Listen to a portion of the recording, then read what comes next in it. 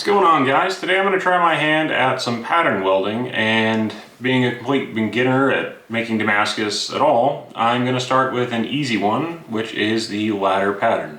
I got some 1084 and 15N20. It's 1/4 inch thick by 2 inches wide by 48 inches long. I decided after my last knife that I made better to have way too much steel. So let's go ahead and section that up. A little note here on these flat ground pieces. If you order these, they come kind of a little beveled on the end, but they do come oversized by, I think it's like 7/16 or something. So I'm going to start it off by cutting these in half. And cut them in half again. And cut them in half a third time. Now I've got 2 stacks of steel here, about 6 inches long, 2 inches high by 2 inches wide. I need to clean them all up, so we're going to do that with a 120 grit belt on the 2x72. Alright, so I've got the 2 stacks all cleaned up. Now it's time to just get any residue or anything that's on there off with this handy little brush and some denatured alcohol.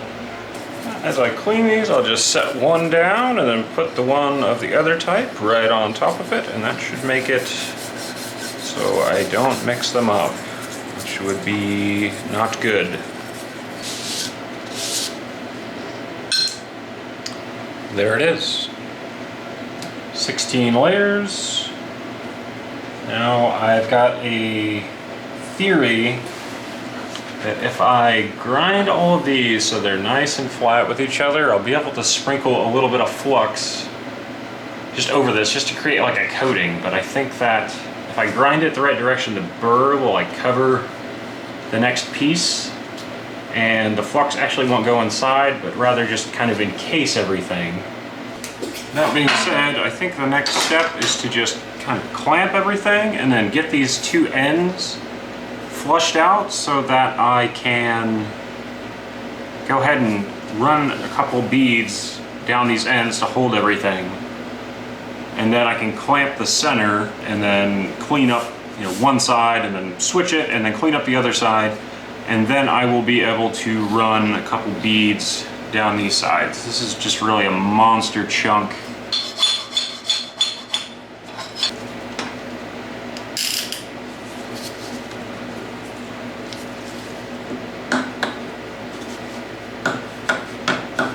Alright, here we go. Let's clean it up.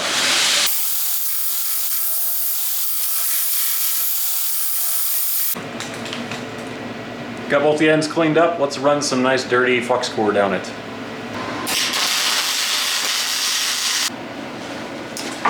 Well guys, it's safe to say I'm not a professional welder, so tell me all about it in the comments. Alright, everything is held together. Let's go ahead and clean these 2 long sides up.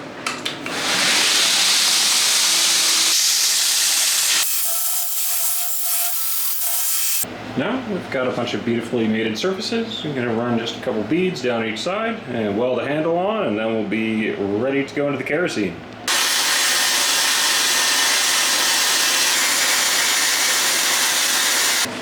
There we have it. It's about 15 pounds. Ignore my wavy weld line there. It's, full disclosure, probably one of my worst beads ever. I was lost into flux core smoke. It's time to dip it in the kerosene for the night and call it a day, because I'm pretty tired. Oh, I gotta pour some kerosene out. That's a problem. Okay, found a container. Now, it should fit in there. Please fit in there. Oh, it's really close. Okay, whew. That's gonna work. See you guys in the morning.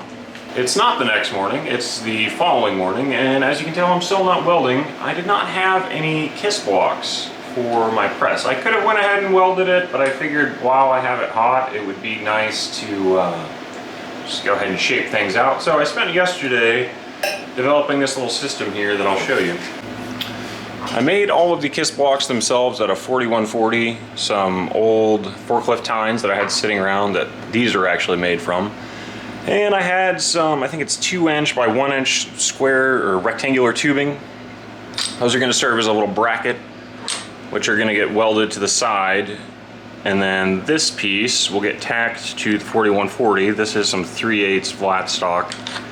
And I'll be able to just pull them out and put them in, change them to whatever size. It is now the next weekend. We've got the billet in the kerosene, and we've got the dies and kiss blocks all finished up. Going to get the new forge fired up to about 2350, and then I admitted what I said about using flux. Apparently there's a way that you can just get in there and just give it like a light squish, set everything, and then run the fuel really rich so all the oxygen that goes into the scale, because it's iron oxide, gets used up and turns it back into steel, because the fuel air mixture is trying to find more air to burn, so it'll actually draw it out of the metal.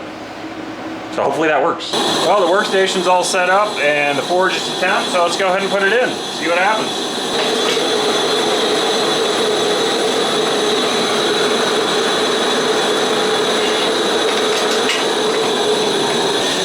Not gonna lie guys, I'm pretty nervous.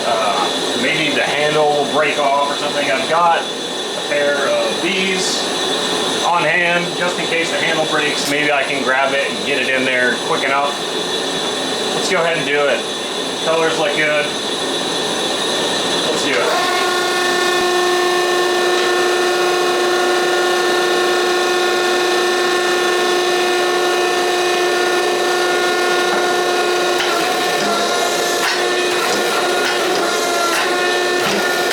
Hopefully that was good. I might have messed up there. Okay, I kind of messed up that last heat because I wasn't really centered. I'm going to make sure to really be in there this time. Hopefully it's salvageable. This time we'll do a brush after and maybe a little bit of flux just for good measure, but I think it's going to be okay.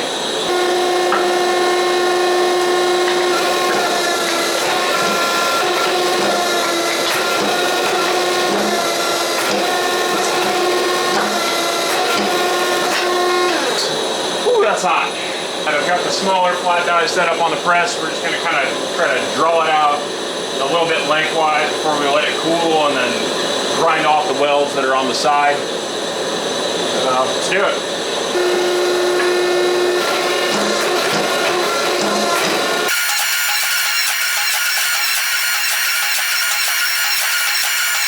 Now on that last heat, it kind of got a little deformed, so I flipped it over. It's kind of hard to rotate that because it's like 15 pounds. So I'm going to try to hit it from the other side and then come through with the light fullering dies and sort of start to draw it out. At least I want to get it to like a 2x2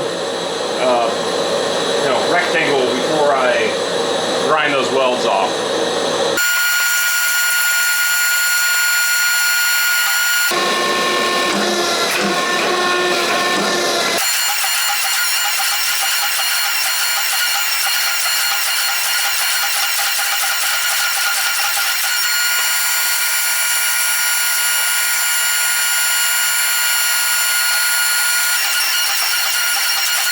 Somewhat decided to stop right about here just because I really want to keep everything nice and square, and to do that I definitely need to get rid of those welds first and kind of go back and forth, and that'll allow me to see if this even welded up properly. I'm kind of nervous about this back end from where I squished it not evenly on the first press, but we'll see. It looks good. We'll put it in the heat treat oven until the morning. This way it's at least soft. Initially I was pretty worried about these lines being inclusions here, but they all seem to be superficial and grinding out, so I think things are going to be alright. So here we've got it all cleaned up, got rid of all the little superficial lines. It's weighing in at 14 pounds. It was 14.6, so a 0.6 pound loss on this big of a piece is pretty acceptable for me, especially considering my past hand forge welding endeavors. We're gonna get it back in the fire. All right, belts in the forge, it's up to temperature. Got the fullering dies on here, kind of even things out and just draw it out.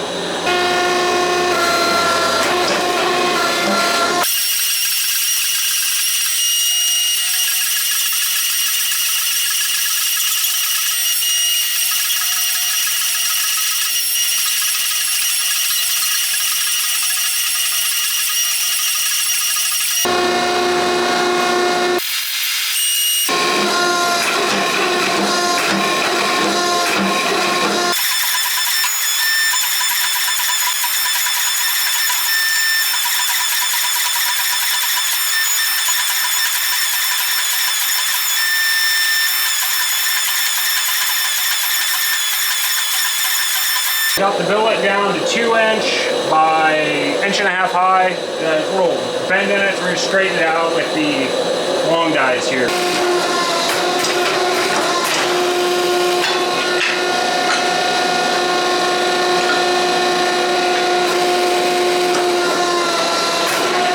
Nice straight bar again. Alright, now that the billet's all squared up, I got the 1" kiss box on. I decided I'm going to keep the 2" width. It's going to get a little bit long for the forge. So we're going to draw it out to 2 by 1 and kind of see what that looks like.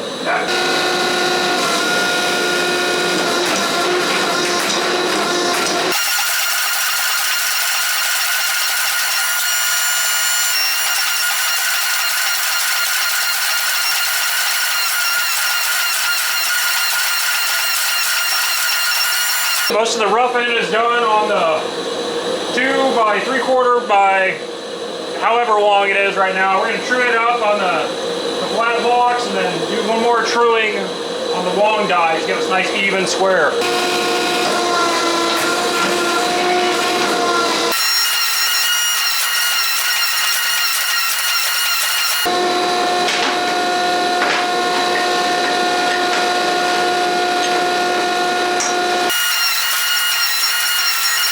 Alright, final heat, square it up. I'm so glad to be done. This is quite exhausting, even though I'm using machines, it's so tiring.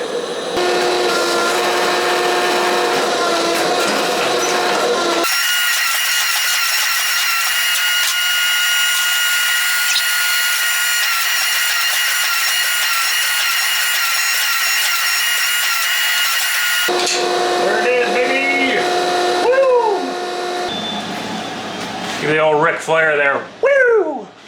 Alright, I'm calling it a day right here. We got 26 inches by 2" by 3/4 inch of material to work with. The plan is to chop that up into 6 sections and then restack and draw it out, which should bring me to 96 layers. And then once that's drawn out, cut it up 4 times and restack it and draw that out for a final layer count of 384 layers. So I'm gonna go get cleaned up because I look like a complete trog, and I will see you guys in the morning.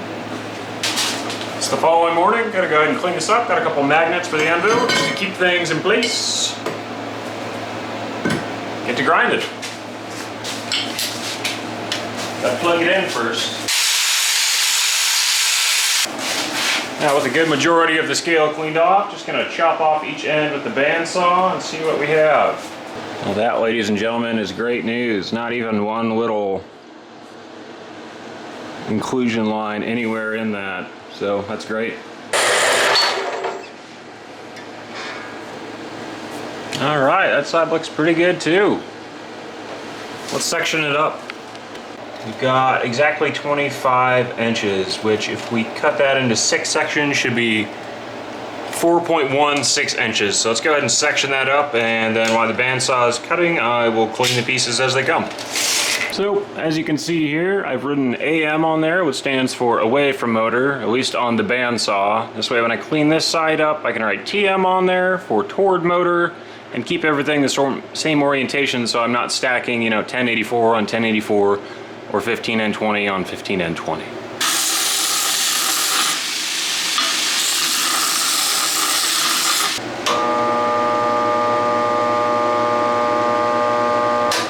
Well, that's pretty unfortunate. Being that the bandsaw is cooked, that kind of puts me on pause for a bit while I wait for a new motor. So make sure to subscribe to the channel and leave a like if you like the video, obviously. I'll see you on part 2, which should be up here, over here, somewhere in there. All right, I'll see you then.